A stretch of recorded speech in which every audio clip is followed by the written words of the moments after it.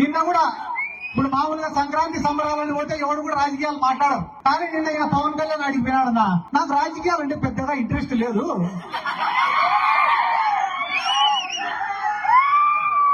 నేను ఫ్లాప్ సినిమాలు తీసినా కూడా నాకు డబ్బులు వస్తాయని రావాలి. ఈడ 2 పాయింట్లు, ఆయన తీసేదే ఫ్లాప్ సినిమాలు. ఫ్లాప్ సినిమాలు తీసినా నాకు డబ్బులు వస్తాయి, నీకు డబ్బులు వస్తాయి, బానే ఉంది. మన ప్రొడ్యూసర్ల పరిస్థితి ఏంది, డిస్ట్రిబ్యూటర్ల పరిస్థితి ఏంది, నీ కోసం గుడ్డలు తీసుకుంటే నీ అభిమానుల పరిస్థితి ఏంది? అవన్నీ నాకు అనవసరము, నాకు మాత్రం లెక్క వస్తుందని రావాలి. నిన్న ఎవడో చెప్పినాడంట, ఏందన్నా నెలకు 20 కోట్లకు 30 కోట్లకు కకృతి పడినావు నువ్వు, అదే నువ్వే ముఖ్యమంత్రి అయితే ఇంకా ఎక్కువ లెక్క వస్తుంది కదన్నా అని చెప్పినాడంట.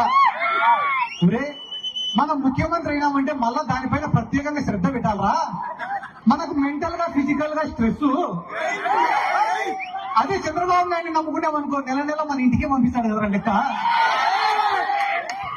వీళ్ళందరి గురించి నేను ఎందుకు చెప్తానా అంటే, వీళ్ళు కూడా జగన్ సార్ గురించి మాట్లాడే మొగలు.